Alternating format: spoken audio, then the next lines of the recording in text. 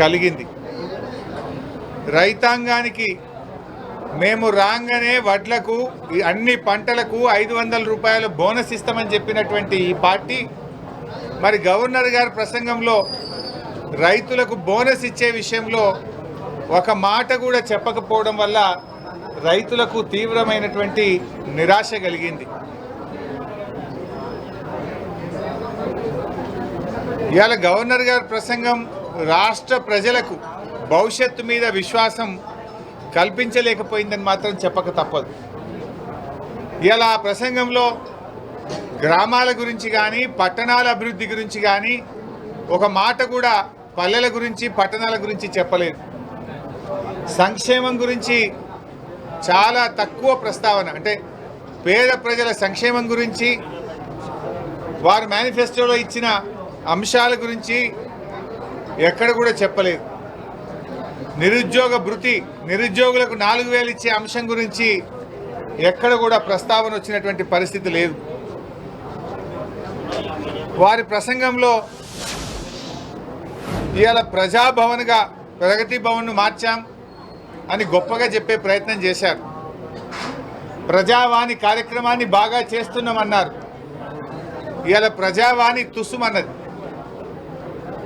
ప్రజావాణి వాళ్ళ మేనిఫెస్టోలో ఏం చెప్పారు? ముఖ్యమంత్రి గారు స్వయంగా ప్రతిరోజు ప్రజల నుంచి విజ్ఞప్తులు స్వీకరిస్తారు అని చెప్పారు. ఒక్కరోజు మాత్రమే ముఖ్యమంత్రి గారు పోయి ప్రజల నుంచి విజ్ఞప్తులు స్వీకరించారు. రెండవ రోజు నుంచి మానేసినారు. తర్వాత అదే ప్రజావానికి రోజుకొక మంత్రి గారు వెళ్తారు అన్నారు. 3-4 రోజులు మంత్రులు పోయినరు. తర్వాత ఆ ప్రజావానికి మంత్రులు పోవడం కూడా బంద్ అయిపోయింది. తర్వాత ఆ ప్రజావాణిని రోజు కాదు వారంకు 2 రోజులే అన్నారు, మంగళవారం శుక్రవారం. దానికి ఒక IAS అధికారిని పెడుతున్నామన్నారు. చివరికి ప్రతిరోజు పోయి 2 రోజులైంది. ముఖ్యమంత్రి గారు పోయినరు, మంత్రులు పోవడం బంద్ అయిపోయింది. చివరికి IAS అధికారి కూడా పోతలేరు. ప్రజావాణిలో ఎవరున్నారయ్యా అంటే అవుట్సోర్సింగ్ ఉద్యోగులు దరఖాస్తులు తీసుకుంటున్నారు. ఇది మీరు గొప్పగా చెప్పిన ప్రజావాణి యొక్క పరిస్థితి. గతంలో మా ప్రభుత్వం ఉన్నప్పుడు జిల్లా కలెక్టరు, జిల్లా అధికారులందరూ కూడా కలెక్టరేట్లో కూర్చొని ప్రజావాణి దరఖాస్తులు తీసుకొని ఎప్పటికప్పుడు పరిష్కరించే పద్ధతి ఉండేది. కానీ మీ ప్రజావాణి ఏడికొచ్చిందంటే అవుట్సోర్సింగ్ ఉద్యోగులు దరఖాస్తు తీసుకునే కాడికి వచ్చింది. ఇక మీరు చెప్పిన ప్రజావాణి గొప్పతనం అక్కడ ఉన్నది. ఇవాళ గవర్నర్ గారి గురించి అర్ధసత్యాలు చెప్పించేటువంటి ప్రయత్నం చేశారు మీరు. అదేవిధంగా పారాగ్రాఫ్ 5లో గవర్నర్ గారి ప్రసంగంలో 6 గ్యారంటీల్లో 2 గ్యారంటీలు ఇప్పటికే అమలు చేశామనే ఒక అర్ధసత్యాన్ని చెప్పారు. 6 గ్యారంటీల్లో ఉన్నవి 13. అందులో ఏం చెప్పారు గవర్నర్ గారి చేత? 2 గ్యారంటీలు అమలు చేశాము. ఒకటి మహిళలకు ఉచిత బస్సు ప్రయాణం అని చెప్పారు. ఇది మహాలక్ష్మి కింద 3ంటిలో 1 మాత్రమే మహిళలకు ఉచిత బస్సు ప్రయాణం. 6 గ్యారంటీల్లో 1 మహాలక్ష్మి. మహాలక్ష్మిలో ఏమున్నాయి? 500 రూపాయల గ్యాస్ సిలిండరు, మహిళలకు 2500 రూపాయలు, మహిళలకు ఉచిత బస్సు. ఈ 3 అమలు చేస్తే 1 గ్యారంటీ అమలైనట్టు లెక్క. కానీ 3ట్లో 1 మాత్రమే చేసి 1 గ్యారంటీ అమలైందనేటువంటి ఒక అర్ధసత్యాన్ని గవర్నర్ చేత పలికించడం ఇది చాలా దురదృష్టకరం. ఈ యొక్క శాసనసభ ప్రతిష్టను, గవర్నర్ గారి ప్రతిష్టను దిగజార్చే విధంగా ఈ ప్రసంగాన్ని తయారు చేశారు. ఈజ్ ఇట్ నాట్ ఏ లై? మీరు మహాలక్ష్మి కింద 3 చెప్పారు, 1 మాత్రమే చేసి 1 గ్యారంటీ అయిపోయింది అనడం అనేటువంటి ఒక అర్ధసత్యాన్ని గవర్నర్ గారి చేత చెప్పించారు. 2 గ్యారంటీలు అమలు చేశామని చెప్పారు. ఒకటేమో అర్ధసత్యం, రెండవది ఆరోగ్యశ్రీ. దాని గురించి గవర్నర్ గారి ప్రసంగంలో నామమాత్ర ప్రస్తావన కూడా లేదు. అంటే దాని అమలు లోపభూయిష్టంగా ఉంది. 10 లక్షల రూపాయలకు ఆరోగ్యశ్రీ పెంచడం అనేది దాని అమలులో అది లోపభూయిష్టంగా ఉన్నది. అందువల్ల దాని గురించి గవర్నర్ గారి చేత ఒక్క మాట కూడా తన ప్రసంగంలో చెప్పించలేదు. అంటేనే దాని అమలు సరిగ్గా లేదని మీరే చెప్పకనే చెప్పారు. మరి నిర్దిష్ట సమయంలో 6 గ్యారంటీలు అమలు చేస్తామన్నారు. గౌరవనీయులైనటువంటి ముఖ్యమంత్రి గారు ఆ రోజు ఎన్నికల ప్రసంగంలో డిసెంబర్ 9వ తేదీ నాడు నేను ముఖ్యమంత్రిగా బాధ్యతలు చేపడతా, అదే రోజు 2 లక్షల రుణమాఫీ చేస్తా అని చెప్పి ఎన్నికల సమయంలో ప్రకటించారు. సరే, వాళ్ళు ఏమనుకున్నారో ఏందో కానీ ప్రమాణ స్వీకారం 2 రోజులు ముంగటికి ప్రీపోన్ చేసుకున్నారు. 9వ తారీఖు బదులు 7వ తారీఖే ప్రమాణ స్వీకారం చేశారు. ప్రమాణ స్వీకారాన్ని ఏమో ప్రీపోన్ చేసుకున్నారు, ప్రజలకు ఇచ్చిన హామీలేమో వాయిదాలు వేస్తున్నారు. ముఖ్యమంత్రిగా బాధ్యతలు చేపట్టేదేమో ప్రీపోన్ చేసుకున్నారు, ప్రజలకు ఇచ్చిన హామీలేమో వాయిదాలు వేస్తూ ఉన్నారు. మరి మీరు ప్రమాణ స్వీకారం 2 రోజులు ముంగర చేయడం మీద ఉన్న ఆతృత, ప్రేమ ప్రజలకు ఇచ్చిన హామీల మీద కూడా ఉండాలి కదా. మీరు చెప్పారు కదా, డిసెంబర్ 9వ తేదీ నాడే 2 లక్షల రుణమాఫీ చేస్తామని చెప్పారు. రాగానే వడ్లకు బోనస్ ఇస్తామన్నారు, డిసెంబర్లోనే 4000 పెన్షన్ ఇస్తామన్నారు. ఇచ్చిన మాట ఎందుకు నిలబెట్టుకోలేకపోయారు? ఆ విషయాన్ని గవర్నర్ గారి ప్రసంగంలో ఎందుకు ప్రస్తావించలేకపోయారని చెప్పి నేను ఈరోజు అడుగుతా ఉన్నాను. ఎందుకంటే ఇప్పటికే మీ 100 రోజుల్లో 60 రోజులు పూర్తయిపోయింది, ఇక మిగిలింది 40 రోజులు. మరి మీరు ప్రమాణ స్వీకారం 2 రోజులు ముంగటికి వాయిదా వేసుకున్నప్పుడు ప్రజలకిచ్చే హామీలను కూడా తొందరగా చేయండి. ఇప్పుడు ఇంకో 10 రోజులు 15 రోజులు అయితే ఎలక్షన్ కోడ్ వస్తుంది, పార్లమెంట్ ఎన్నికలు. మరి ఎట్లా అమలవుతుంది? 10-15 రోజుల్లో ఎలక్షన్ కోడ్ వస్తే మరి 100 రోజులు మీ మార్చి 17వ తేదీకి ముగుస్తాయి. ఇవాళకి 61 రోజులైంది మీ ప్రభుత్వం వచ్చి, ఇంకా మిగిలినవి 39 రోజులు. ఇంకో 10 రోజులు పోతే ఎలక్షన్ కోడ్ వస్తుంది. మరి ఆ తర్వాత ఎన్నికల హామీలు ఎలా అమలు చేస్తారు? అమలు జరగాలంటే నిజంగా మీరు ప్రజలకు ఇచ్చిన మాట చిత్తశుద్ధి ఉంటే ఇవాళ గవర్నర్ గారి ప్రసంగంలో అవన్నీ ఉండాలి కదా. మేము 2 లక్షల రుణమాఫీ గురించి ఇలా ఏ డేట్ నుంచి అమలు చేస్తారో చెప్పలేదు, మహిళల 2500 బోనస్ గురించి, మహిళలకు ఇచ్చే 2500 చెప్పలేదు, వడ్లకు బోనస్ గురించి చెప్పలేదు, 4000 ఆసరా పెన్షన్ గురించి చెప్పలేదు. అంటే అవన్నీ మీరు ఎగబెట్టదలుచుకున్నారా? దాని గురించి ఎందుకు ప్రస్తావన లేదు? ఇవాళకి ఆల్రెడీ 61 రోజులు అయినాయి. గవర్నర్ గారి ప్రసంగం అంటే ఒక సంవత్సర కాలానికి విజన్ డాక్యుమెంట్. వచ్చే ఏడాదిలోగా మీరు ఏం చేస్తారనేది ప్రతిబింబించే విధంగా గవర్నర్ గారి ప్రసంగం ఉంటుంది.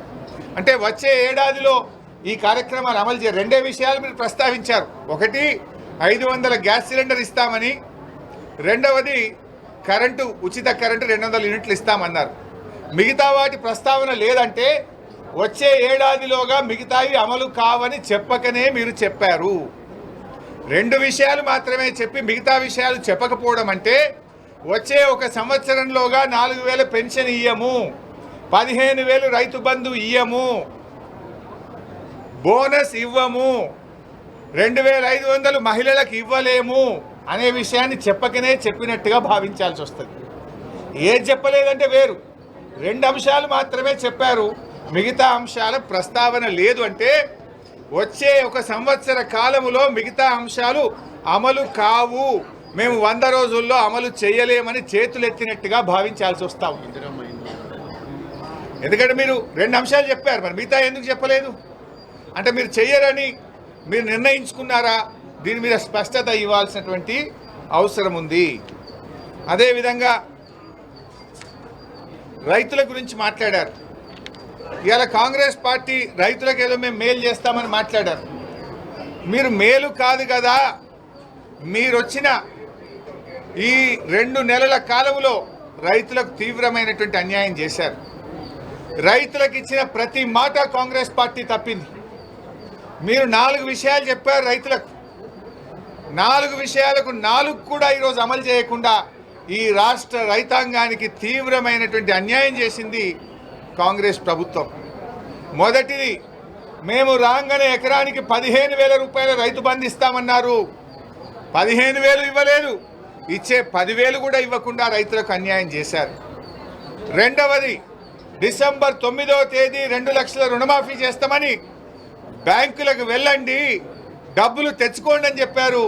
రైతులకు రుణమాఫీ విషయంలో ఇవాళ మీరు డిసెంబర్ 9 పోయింది, జనవరి 9 పోయింది, ఫిబ్రవరి 9 వచ్చిన రుణమాఫీ మీద ఇప్పటిదాకా మీరు రైతులకు నిర్ణయం తీసుకోకుండా మోసం చేశారు. మూడవది, మీరు వడ్లు అమ్ముకోవద్దు, వడ్లు ఆపెట్టుకోండి, మేము వస్తూ ఉన్నాం డిసెంబర్లో 500 బోనస్ ఇస్తామని చెప్పారు. ఇవాళ మీరు బోనస్ ఇవ్వలేదు, వడ్లకు అన్ని పంటలకు కూడా బోనస్ ఇవ్వకుండా రైతులకు ద్రోహం చేశారు. నాలుగవది, రైతాంగానికి 24 గంటల నాణ్యమైన కరెంట్ ఇస్తామన్నారు. ఇవాళ ఈ రాష్ట్రంలో ఎక్కడ పోయినా రైతులకు 15-16 గంటలకు మించి కరెంటు రావడం లేదు. మోటార్లు కాలుతూ ఉన్నాయి, ట్రాన్స్ఫార్మర్లు కాలుతూ ఉన్నాయి. రైతులు ఆందోళనలో ఉన్నటువంటి పరిస్థితి. అంటే రైతులకు మీరు 4 హామీలు ఇస్తే 4కి 4 కూడా అమలు చేయకుండా మీరు రైతాంగానికి తీవ్రమైనటువంటి అన్యాయం చేసింది ఇవాళ కాంగ్రెస్ పార్టీ. నేను అనుకున్న వానకాలం ఇవ్వలేదు, ఇప్పుడు యాసంగి పంట వస్తుంది, మార్చి-ఏప్రిల్ నెలలో యాసంగి పంట వస్తుంది. కనీసం యాసంగి పంట కన్నా బోనస్ ఇస్తారేమో అని మేము ఆశపడ్డాం. గవర్నర్ గారి ప్రసంగంలో రైతులకు అన్ని పంటలకు మేనిఫెస్టోలో చెప్పినట్టు బోనస్ ఇస్తారేమో అని మేము ఆశగా గవర్నర్ గారి ప్రసంగాన్ని విన్నాం. కానీ రైతులకు బోనస్ విషయంలో, పంటలకు ఇచ్చే బోనస్ విషయంలో గవర్నర్ గారి ప్రసంగంలో నామమాత్రపు ప్రస్తావన కూడా లేకపోవడం మాకు తీవ్రమైనటువంటి నిరాశ కలిగింది. అదేవిధంగా గవర్నర్ గారి ప్రసంగంలో మేము 40,000 కోట్ల పెట్టుబడులకు తెచ్చాము అని చెప్పి మరి చాలా గొప్పగా చెప్పారు.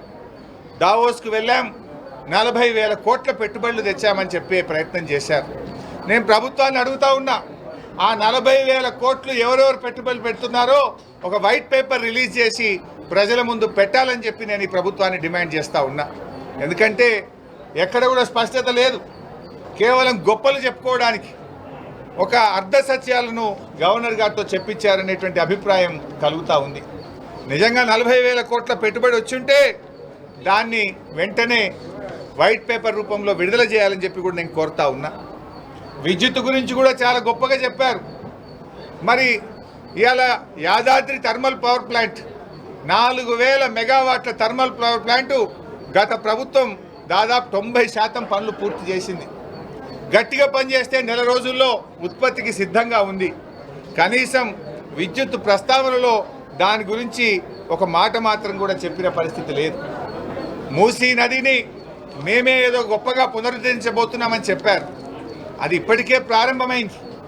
యాక్చువల్గా మూసీ నది పునరుద్ధరణ జరగాలంటే ముందుగా అందులోకి మురికి నీరు రాకుండా చూడాలి. మురికి నీరు మూసీలోకి రాకుండా చూడాలని మా ప్రభుత్వం అధికారంలో ఉన్నప్పుడు 3,500 కోట్ల రూపాయలతో 52 ఎస్టీపీలను మేము పెట్టాం. ఇప్పటికే